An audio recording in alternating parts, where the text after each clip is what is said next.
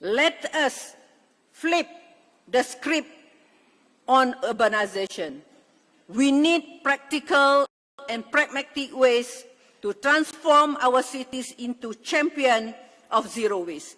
We need to formulate policies that guide countries towards carbon neutrality. We need to harness the talent in cities and communities to reshape financing to achieve the Sustainable Development Goals.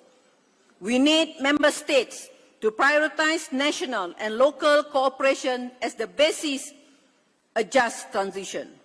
Let us never forget human rights and the UN Charter as the basis for sustainable urbanization.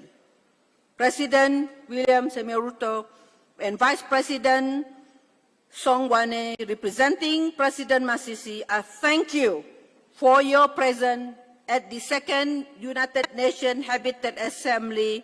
I thank you for championing sustainable urbanization, and I humbly submit the request from this plenary for you both to carry the torch for a better urban future for all on the global stage. I thank you. Asante Sana.